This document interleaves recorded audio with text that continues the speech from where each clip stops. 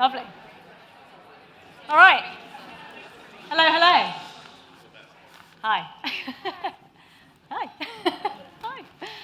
Hello there. Nice to meet you all. Thank you for sticking around for this last session. I'd like to say we saved the best till last, and very warm welcome. My name's Genevieve. I'm formerly of this parish, and have now moved on to becoming a campaign manager at Countersin. But very excited to be joined today by Tom and Cherry, and I'm going to let you both introduce yourselves very quickly, if you don't mind. Tom, starting with you. I'm a PD. I've got a small indie. Was a conservation biologist, and then I've been making films for 18 years.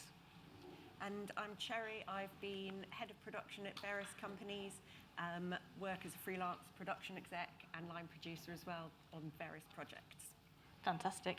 And could we start by just getting a bit of a show of hands in the audience, actually, in terms of the makeup of people we've got here? So people who work in production managers, executive secretaries. All right, that's good. Your people. On the producing side, editorial, more people on that side as well? And then others, I suppose, suppliers, people who supply to the industry. Brilliant. I think that just helps us to sort of get a feel of what the sorts of... I'll keep quiet. Cherry, it's all down to you. It's all down to you. It's all about teamwork, though. That's what we always say. Absolutely. Also, as you can see, the title session, Sustainability in Practice. So what we really want to do is sort of delve into some of the ways in which Tom and Cherry have, over the years, worked to really refine some of the ways that they have managed to reduce the carbon on their productions and keep them on time and on budget. And they've got lots of practical steps I think they can share. And we would really like to make this quite an interactive session. So, do raise your hand if you've got questions. There are roving mics going round. We're not going to wait to sort of get all questions at the end. We'll kick off, much earlier than that, because I think they've got some really great tips to impart. And I've seen from previous sessions that travel and energy came up again and again as sort of key areas that people want to learn to reduce. And I think you've got some really good tips, particularly in the travel, which we'll get onto. So Tom, perhaps we can start with you, and I think you've got a really nice story, actually, that you'd like to start with. I think just sort of sets the scene for what we're trying to achieve as an industry. Well, this just came up in conversation just a moment ago. I was like, oh no, we're the worthy guys again. And then I was like, oh sweet, there's so many worthy guys now. We're not alone today. Exactly. But I was once on a train journey when I was a runner, and there was this old gentleman, and he was on his way to like a film kind of screening, and I said, what have you worked on? And it turned out he was called Roy Baker, and he was a really famous director. He won Golden Globes. He directed A Night to Remember, which is a huge film, 1958. And I said, what was the part of your career that you found, that you look back on as the happiest time? And he said that it was during World War II. What happened was that in the British TV industry, all of the film and there wasn't much television then, but all the film people got thrown together to make films for the war effort. And because everyone was putting together for the same thing and they weren't vying against each other, he said that it was just the most amazing atmosphere and really creatively satisfying. And at the end of his life, with all of these awards, all these great films, it was the bit that he thought was the most fun and was most proud of. And I think in the kind of worthy fest that this can feel a bit like sometimes, it's a bit easy to forget that when we get to the ends of our careers, this stuff, these forms, these decisions, this collaboration might be the thing that we're most proud of. Anyway, has that made it a bit less worthy? I think I've made it more worthy. He said it was really fun. That was the main thing. And that's what me and Cherry have really experienced. Yeah, Tom and I have worked on quite a few productions over the years. And we've always, you have to make it fun. That's why we do this job. And you can also, there are challenges no matter what you're doing, whether it's risk assessments, whether it's budgeting. I know a lot of people feel that when Albert came along years ago, everyone just sort of had an eye roll, one more thing to do. And yes, it always tends to go on the production management side of things, to do more forms, to do sort of more paperwork, and it's the weight of responsibility sometimes that can seem overwhelming. And what's been so lovely on one of the most recent project the two of us worked and collaborated together was setting out a structure. And I will hands up, we had far more budget and far more time than you would normally have. So it's very easy for me to say, oh yes, you can do all these amazing things. I know you can't do everything if you've got 50 grand to do an hour show. But what was brilliant about one of our last collaborations was we had a big team. It was called Abundance, the story of us. And the whole project, the editorial, was all about changing people's mindsets and the environment and looking at climate crisis. And so the whole team were behind it anyway. We didn't have, you weren't fighting anyone. We were all one big collaborative team across editorial and production. And so behind the scenes, in production, we had a much longer run-up than we normally would have. We had, in my experience, we had an extra probably 1 or 2 coordinators than you would ever normally get on a single doc. And we knew that because we had that time, we didn't want to waste it, and we put together lots of documents, flight planners, sustainability assessments, and put together collections of contacts that we were willing to then share. And we knew we were in a privileged position, but why keep it to ourselves? What are we going to gain from it? And that's sort of where Tom and I really work well together when we're talking about open source.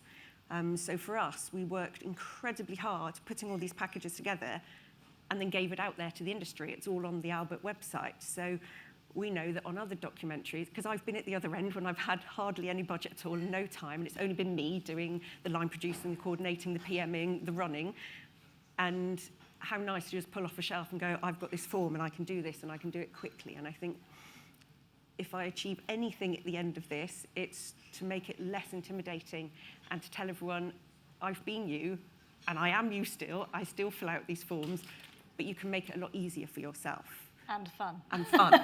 So I think, and you talked about, if we delve into the Abundance film a bit more, because I think it's a really good example of kind of where you put loads of these practical steps into action. So firstly, the way you got your crew involved, and the whole team, in fact, actually putting sustainability up front as part of one of the reasons you wanted people to come involved was really key. Can you talk a bit more about that and how you did that? Well, we didn't want, I think, I was on sort of a lot of the interviews. Tom, you were on sort of some of them, but the director was on the majority. And the way we crewed, we advertised saying it was an environmental doc. So, of course, people who are interested are going to be drawn to it. But we didn't let on quite how environmental it was when we were first interviewing, and we would allow people to talk about the things they were passionate about. And at the end of the day, you could have 2 coordinators who've got similar background, but if one really shone out saying that they were far more interested in Albert and sustainability, we were obviously going to choose them over someone who never mentioned it at all in their interview, because it obviously wasn't at the forefront of their mind. So step 1 is about, from the outset, really kind of trying to tell your crew that this is what you're going to do. You're absolutely... Well, maybe not tell them. Yep. Like, I think one of the main things is most crews already care about this stuff. Look how many people are here. A lot of us have kids. A lot of us care about the environment. That's the same as many of the people we're working with. If you start off by telling them what they're going to do, what they're going to eat, how they're going to travel, it just feels like you're filling their already difficult job with restrictions. Whereas if you set it out in the same way that you set out your creative objective of the film, this is the vision. We want to make this. We want to win these awards. We want to try this new visual technique that no one's done before. If you do the same thing with what opportunities do we have on this production in your department that you can see to avoid wastage? What things that we are generating can we share without it being commercially a block for our company or our team? And when you open it up like that, people see it as something that they're really involved in from the beginning. And then you have, as the production's going on, you encounter things and people come to you from all different parts of the team. Because this has been a job that's mainly been, a production coordinator job for ages. But everybody's got ideas about it. And people really dig it. That's what really surprised me. Especially remote crews who are being hired again and again and again just to go out and do the thing that they normally shoot. And suddenly they're being asked for their point of view of the thing that they're really expert on, of the situation, the equipment that they know. For instance, we did a shoot in the States. We wanted to cut the carbon footprint of our kit hire. So we used lightweight Pelly cases. That was one way of doing it. And then we asked the DOP, what would you like to do? And he totally switched. He went from thinking mainly, what are the biggest lenses I can get away with hiring, to thinking, what's the lightest kit I could pack in? And he was like really engineering-minded. He just loved this problem, and he got really into it. And so often it's not really a question of like right or wrong, can we afford it, can't we? It's just people finding it interesting to play with and knowing that the other people around them care a bit too. Well, this was very much you when we were, the film you're talking about is the whale film, The Whale Detective. And it was the first time I'd worked on a production, and it's a few years ago now, where you said, I would like a green memo. But you didn't say, this is the green memo and this is what we will all do. We all wrote it together and we added into it. And it was collaborative. Yeah, and then we shared it at the end. Because like the thing about this stuff is that we're not trying to like win documentary. We're trying to like reduce our impact while getting to make, oh sorry, I'm a docs maker, but like whatever like content we make. So sharing this it only works if you share it. If you just do it in your production, it's semi-pointless. Like if you do it on your production and then you learn from that and you give other people the opportunity to learn from the privilege that you've had in making that film, then you can really have an impact. And that feels really nice. Wins, yeah, also, if your film ends up being boring, at least something good has come of it. Should we just pause there in case there's any questions around that sort of collaboration? Yes, over here. Caroline. I think there's a roving mic coming to you. I'm very noisy. Hi, Caroline Gruffel-Morris, production designer on drama, which I see from this hideous graph is the most wasteful of all the parts of the film industry. My experience of Albert on big and small productions is that there's an air gap between Albert, the form filling, and production. And it's lovely to hear you saying, right from the get-go, from the first page turn that we all sit at together or Zoom together, these things should be brought up as not a tag on. Because at the end of every production, it's a run around, someone, poor PA, coming around saying, have you, how many plastic cups did you use? How many gallons of paint? We don't know how many gallons of paint because we're busy chucking it on the walls. And so I think it comes from production and somehow getting producers, line producers, production managers to embrace this, because we're all trying. We're trying to use less flattage, we're trying to discover new ways of doing things and not sharing cars and doing whatever we can in our department. But then, there are bins put out, and it just seems sometimes, I think, just a gesture. There's a recycling bin. No one uses it. Food waste all gets put in the same thing. So it is definitely a top-down thing, and I applaud how you've gone into your production.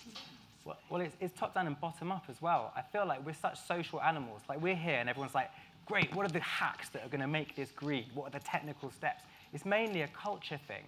And I find that I follow, when other people are all doing something, I want to do that. Not because it's logical, or it's just because other people are doing it. And I feel like the more that we just make it clear that these are our values, the more uncomfortable it would be not to do it. And I think that's a way more powerful force than an accounting system, personally. And I think that this is coming up on the productions I've worked with younger people, them being much more happy to say, I'm sorry, this is making me uncomfortable. But I think it's our role as people a bit further down the line to push that discomfort further up above us if we genuinely care about this. And I think we will probably be surprised to discover that our film funders and commissioners and executives also care about it, but we're also kind of waiting to see who was going to go first. Well, I was so happy when Albert, not everyone in the room might be happy, but I was really happy when Albert introduced you wouldn't get your final payment if you didn't do, with British broadcasters this is, you wouldn't get your final 5% payment from the broadcaster if you hadn't finished your calculator. And it was like one step. It's like, well, yeah, but that's brilliant, but then people can just ignore it and guess and just, and I've been on productions and I've seen it where some poor coordinator is guessing because the finance director is saying, where's my payment? And then they kind of fudge something and hope they've guessed correctly because no one has kept proper records. I really, really was excited when Albert meant that got the British broadcaster degree without your action plan at the beginning, you're not even going to get your second payment. And that was a big step forward, starting from the beginning. And, it would be amazing if people could think even in development and before that. And it's taking it, like you say, it's taking it from form filling into mindset change, which comes from that real outset of when you're laying out in those first few weeks when everyone's really excited on a production, that this is very much part of it, right? This is holistically part of what we're trying to do here. It's not a filling of form. You can't enforce it, otherwise you'll have empty recycling bins. But you'll be surprised at how quickly the recycling bins fill up. If you make it something that is energizing rather than another job, like everybody in this room's got a person in their mind who's the block for this. They're like, oh, yeah, I would do that, but that person's going to hate it. Well, why don't you go and have a little pint with them and before the production starts and say, I really care about this. I think the rest of the crew do too. Could you help me try and sort it out? Otherwise, they'll just be that block. I know we can talk about some like actual things that we've done too, rather than just like there's a couple more questions, I think, and then we'll get into some practicals on travel, I think, next as well. So, hi, yeah, just to come back on the point from the audience member, sorry. So there is a lot of action coming from heads of production. There's a heads of production for climate group. So there is a big movement, and that's going to the broadcast as well. So there's conversations that are taking place with Sky, with BBC, with ITV, who are creating CDP lists. So that's happening. It's just not happening quick enough.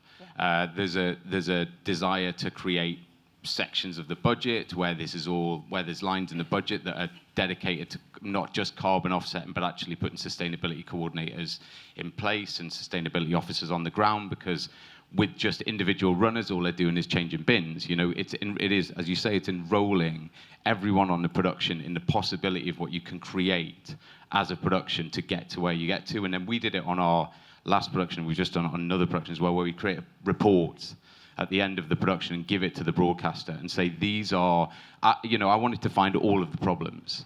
I wanted to find all the barriers. I wanted us to fail epically, but to do it in a way that showed where the hurdles were, who the barriers were, where, construction managers weren't coming back with the information about the paint, where the people who were disposing of the waste that we were using were doing it in a way where we were like, oh, it's, we can't give you the statistics because we haven't got them yet. It's just like, there's a level of greenwashing that we're just trying to get rid of completely. And I think everyone now is in a position where greenwashing, it's not an option anymore. They're being called out on it because putting people who are sustainability representatives on shoots isn't enough.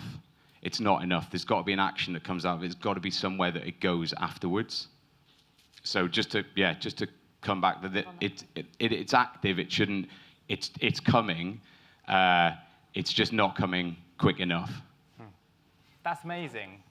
Like, kudos. Yeah. Right. But also, like, this conversation just wouldn't have happened like 4 years ago. It's changing really fast. Like, be encouraged by that. Like, when we've tried these things, they've worked way better than we thought they would. Be encouraged by that.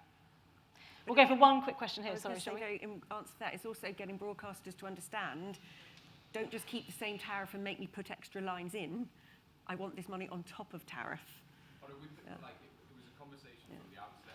It's Apple TV Plus, and they were very supportive of everything we were doing with sustainability, mental health, well-being, fitness. It was like, I had my budget, and I carved it out of it in order to make that happen.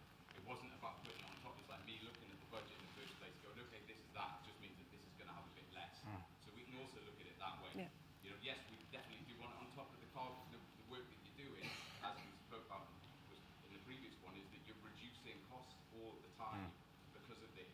And on our current project, we've got an amount that we allocated to the sustainability department, and any savings they made in their budget, they could reinvest within the department to get more people in, to try different methods.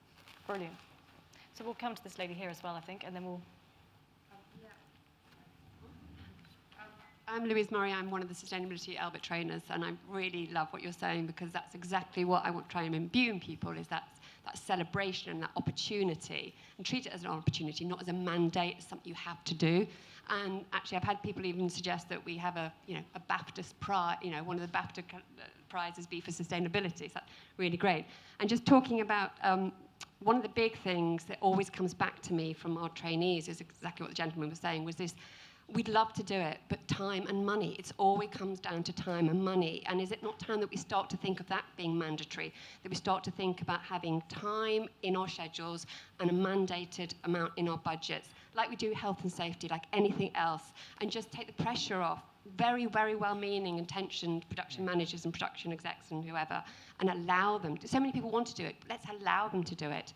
And that's what I think we need, that shift, really. I think that's a really good point, and I think it would be lovely to get to that stage. But I think you guys, Abundance Films, you did have a bit more time, not necessarily more money, but you had the time to maybe think about it. But you've worked on other productions where you just haven't had that luxury of time, money, but you've embedded the sustainability ethos, and you've managed to make productions come in on time, on budget, and be low carbon. So perhaps we can talk a little bit about that now in terms of the practical steps you've taken. And I think travel is always a huge one, right? It's a huge part of a budget in terms of cost, and it's a huge part of a carbon budget as well. So I think it'd be really good to understand some of the ways that you have looked at travel and looked at to reduce, and some of the sort of the nice sort of other things that have come out the other side of that we were discussing earlier as well. So, well, for me, sort of, look, from a monetary point of view, it's always easier to say, well, let's have local crew. And then you could get a buffer with production and the whole the editorial side who go, oh, but I like my camera operator and I like my sound recordist. And so it's learning to trust that there are people in other places of the world who can do the job just as good. Yeah. And just as well. And we did have that recently on Abundance, where we had we had a mandate that we had to use local crew, and the director, had bought into that from the start, and she was fantastic, and it was a leap of faith, because we didn't know. We'd seen some show reels for this the DOP that we used out in the Philippines, and getting there, she came back and she just said to the whole team, thank you so much. I wouldn't naturally have chosen a local DOP in the Philippines, but because I did, I was able to get an authentic voice. She was filming a piece about a family, and she was doing this setup, and she wanted to have a sort of a typical Filipino evening and an evening family meal, and she was sort of directing people in a way that wasn't natural to them, and the camera operator sort of took her to one side and said, that is not how we act as a family. And she sort of went, God, I'm so naive. I'm just bringing my Western mentality on how you are going to behave. And she just said, editorially, it helped her so much and made the film and that sequence so much better. So it doesn't always, so it cost less money, there was less carbon. We saved 36 tons by not taking 4 additional people to and from the Philippines, let alone all their flights and the excess baggage and carnets. And editorially, it benefited. And you've had lots of experiences where. Well, yeah. So much of a benefit. Well, I made a film with Greta Thunberg and George Monbiot, and we were just doing it as a sort of personal project. So we had no budget really, and obviously you can't fly while making a film with Greta Thunberg. That's ridiculous. So we had to film in Sweden. So the crew took trains, and it was all overland, and it was, I think, the first Albert viral video. It was. And then we put at the end of it, and we instead of doing any filming, we just used recycled footage. And then I was thinking about what you were talking about with your production, about the link between the audience who really care about this, but often don't know the ethics and what goes into their productions. We put our credits, made from recycled footage, please take it and reuse it. And that was the thing the audience reacted to the most. And the film, the perceived wisdom in environmental, naturey films was, if it's not shot new, it's probably going to be a bit worse. We fetishized, being first to film it in the most Ks possible. But it got 80 million views and got played at the UN and got loads of awards. So that was really encouraging. So then we got to make another film with Greta, but this time we decided to do no travel. And so I ended up directing that, remotely. I don't know how many of you guys have set that up, but it's a bit weird because you're just it's like you're in the camera, and they move the camera around and point it, and you're wrecking your locations. And then I ended up directing it from Brighton Beach, and the guy who shot it did a really good job. And I thought that would be where it ended. It was not as good as if I got to go. I didn't get to look all around and see or develop a relationship with what else was happening. But the surprising thing was that the guy I'd hired to shoot it then phoned me up and said, I've got a shoot in the UK. I've really enjoyed working with you, and so did the production company. Would you shoot that for us? And then I ended up going and doing this shoot for a feature doc he was making. And then the shoot was a bit odd, and we weren't quite sure what to make with the film. And then he came and took the train to the UK, and we ended up cutting it together as co-directors. And it's a totally different film than the one he first had in mind. And we loved working on it together. And I think so often the story is, yeah, don't worry, the crew's probably going to be okay. But this is, I'm now getting more money from a Swedish production company, and I'm getting a more creatively satisfying job, and I'm now the go-to production company for this, with Brexit and all the other stuff. It's quite good to have, alternative income streams. But also, it was just such a satisfying film, and I'd have never got to meet this guy or work with him otherwise. And I'm really proud of what we've made together. And that's the other side. You can't anticipate what these partnerships are going to bring up and what these creative problems are going to open up for you. Because we just talk about it as like, have we got the time, have we got the money? Because all we can imagine is just doing the same thing with a bit less time and money. But that's not what my experience has been like. And again, I think, Cherry, you've talked about, at the beginning of any shoot, you talk through the shoot. What do we need to shoot? Is there archive we can get in? Who do we need to fly? Does it need to be anyone? Are there local crews? So can you talk a bit through the sort of process you went through with that? We created, well, I say we expanded on. There's a group in Bristol, Film FFW, Film Future Wildlife, who collaborate with a lot of natural history unit filmmakers to try and make more sustainable programming and solutions to that. And Offspring came up with a sustainability assessment, as you would at the start of any production where you have your risk assessment and you talk it through. It's a sustainability assessment, and we sort of took their sort of half a page and turned it into 2 pages. But you can sort of expand it and contract it as you see fit. But it goes through, the very first question is there archive?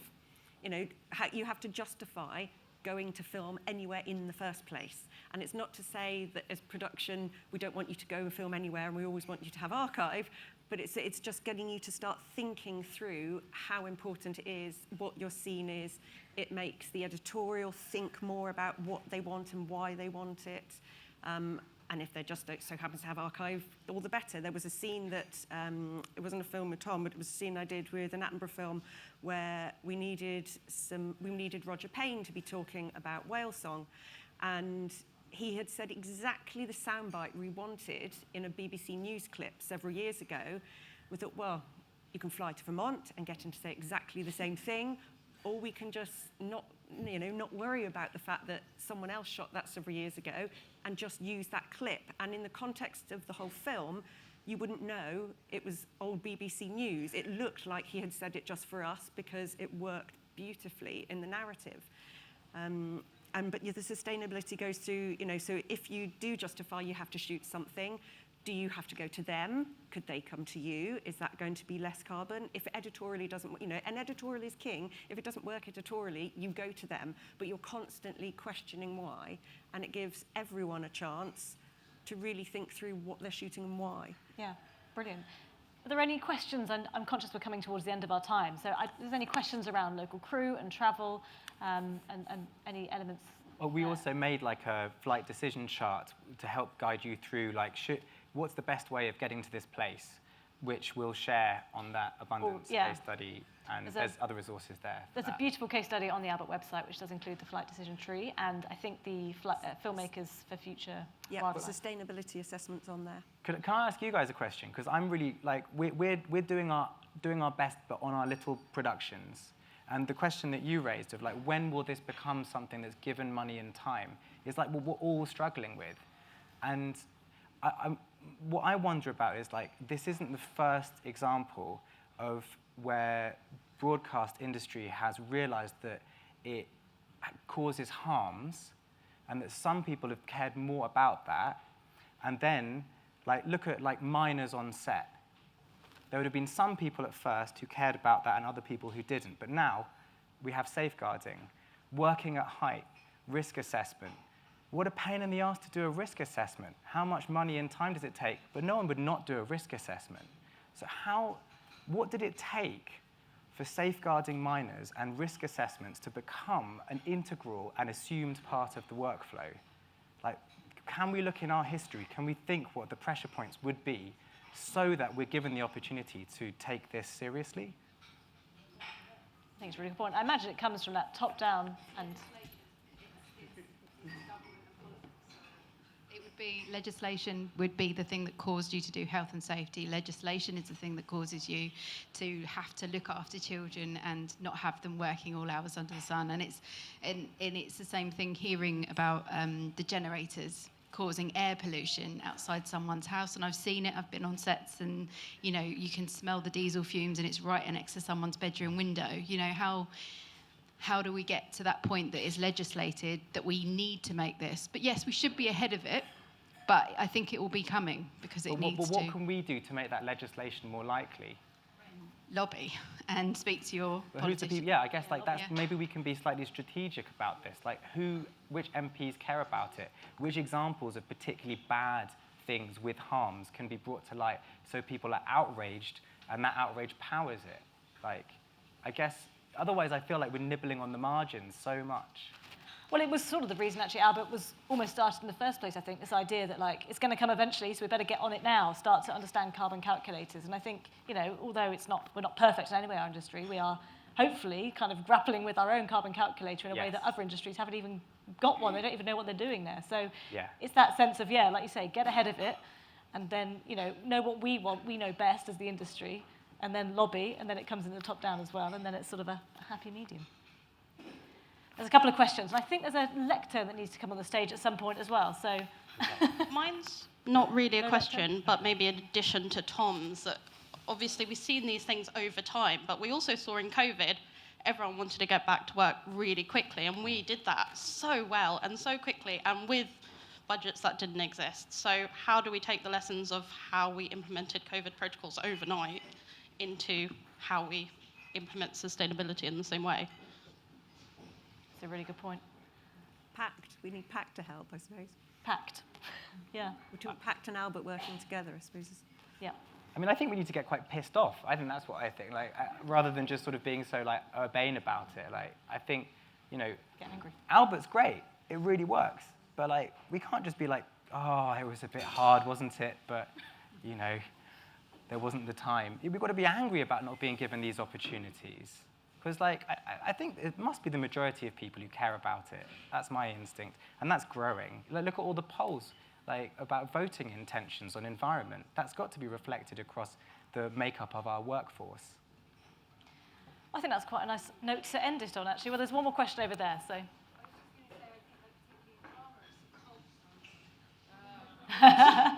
I think it's a cultural issue as well. I think that there needs to be massive changes at the top. At the moment, we are given incredibly reduced prep times to produce content, particularly for broadcasters who demand it in a very, very, very quick, tight workflow turnaround. And because of that, the time that you're talking about where you can prep for sustainability, it doesn't exist for us.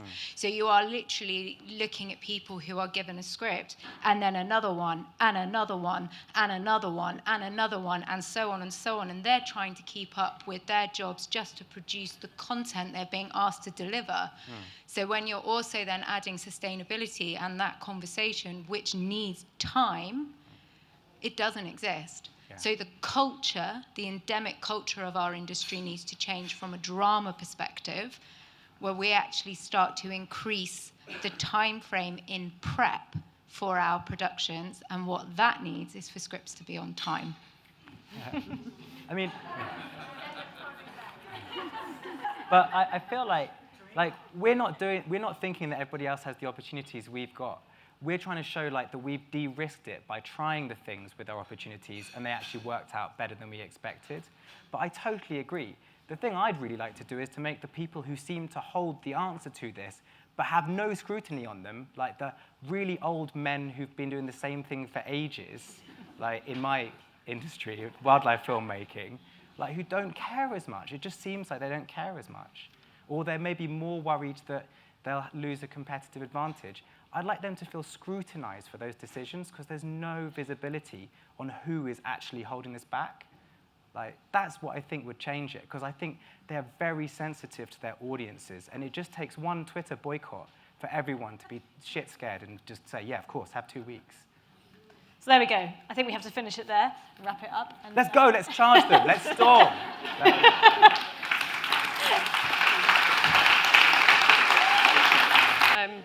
Right. Thank you, everyone. That was a fascinating session. I've got a pre-prepared speech, but I could just speak for like 30 minutes about that whole topic of who's in charge and how we're going to get them to change their minds, but I'm not going to do that. I'm going to try and stick to the script. I'm going to keep it brief because rather terrifyingly, I'm apparently the warm-up act to the climate comedian, the amazing Dr. Matt Winning. So just to kind of wrap up, just to say, in case you weren't here at the start, I'm Carys Taylor. I'm the director of Albert. It's been fantastic to see you all, hear from you all, have your feedback and contributions. So thank you all so much for that. Just to recap on some of what's been said, and to do a bit of a roundup, we've talked about the circular economy, procurement, waste. We've talked about new technology, exciting things that we are looking for in the future. We've talked about fuel and power. I'm hoping you've also had an opportunity to meet some colleagues who are doing amazing work in this space and met the small army that is my team working behind the Albert Toolkit and for you all. We know that this is the tip of the iceberg of work going on across the industry in this space. As today's shown, we're all learning how best to tackle the climate crisis, and it's a complex and dynamic area. But critically, I wanted to let you know something else quite important. We know that it's not all down to production alone, right? As we were just discussing, there's a lot of people in more senior roles that we need to be engaging, and we are looking at that pincer movement. But we're also looking at it from a systemic point of view, right? There's only so far productions can go if they haven't got the underlying infrastructure. So I'm really, really proud of the work that we're doing on this. Not only have we got the suppliers list, hat tip to some of the amazing suppliers that we've got here today, we've also launched a global standard for physical studios. So we're analysing the data from that, and we'll be sharing some insights. And we're looking at place-based solutions. So we're doing what we call the Screen New Deal Regional Transformation Plan, pithy, hey, in Wales. And that's a massive data gathering exercise, looking at supply chains and efficiencies, and we're trying to join the dots and make sure it all makes sense. We can properly decarbonise the whole system. Finally, we've spoken a lot today about reducing impact, but at Albert, we're also about making one. Albert provides two types of training, both production and editorial. And I'm pleased that earlier this year we launched a brand new tool, the Editorial Engagement Tool, which provides genre-specific guidance for content makers. And we're looking to continue this work in the new year. In fact, earlier today, we convened at 7 a.m. this morning, which may go some way into explaining why I'm so delirious.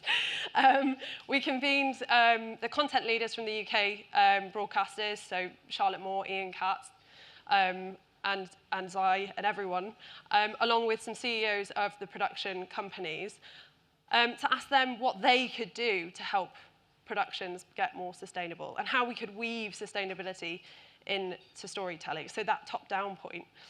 I won't keep you much longer. I know that drinks are waiting, and we've also got some comedy to come.